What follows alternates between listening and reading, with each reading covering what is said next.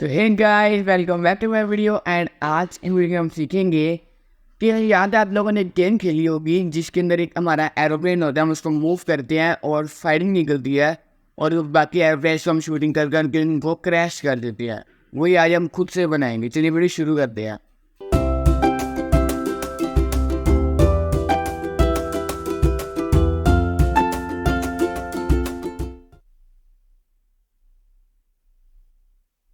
तो ये मैंने अपना स्क्रैच ओपन कर लिया हुआ है और यहाँ से मैं अपना स्प्राइट पेंट कर लेता हूँ। और अब यहाँ से हम एक बैकग्राउंड पहले क्रिएट करेंगे। यहाँ से मैं अपलोड कर लेता हूँ बैकग्राउंड।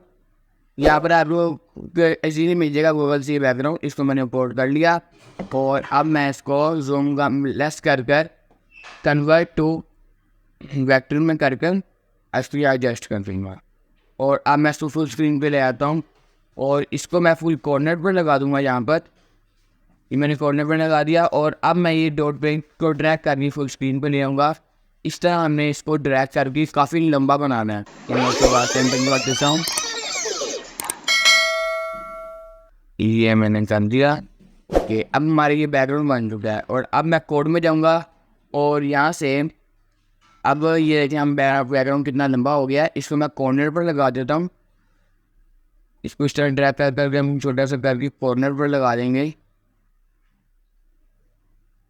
ये मैंने इशारा करके ये कॉर्नर पर लगा दिया। और अब मैं इवन से ग्रीन फ्लैग लूँगा, उसके बाद कंट्रोल से लूँगा फॉरएवर और मोशन से go to X and Y ले लूँगा।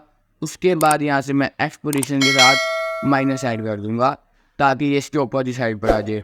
और अब मैं इसको ड्रैग करके अपनी फुल स्क्रीन पर ले आऊँगा और फिर मैं यहाँ से ये वाला ब्लॉक लेकर ये देखिए हमारा बैकग्राउंड बन गया, लेकिन थोड़ा स्पेस आ रहा है वाइट कलर का।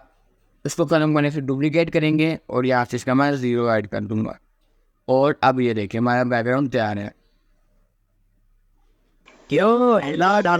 तो गाइस ये था हमारा शूटर गेम का पार्ट 1 जिसके अंदर हमने रोलिंग बैकग्राउंड बनाया। अगली वीडियो के अंदर हम प्लेन बनाएंगे और उसके ऊपर शूटिंग भी करेंगे। और अगर आप लोगों को कोई इशू आ रहा है तो कमेंट्स में आपने पूछ। अगर आप मेरे चैनल पर नए हैं तो इसको सब्सक्राइब कर लें क्योंकि हम इस सीरीज़ के अंदर बहुत कुछ सीखने वाले हैं।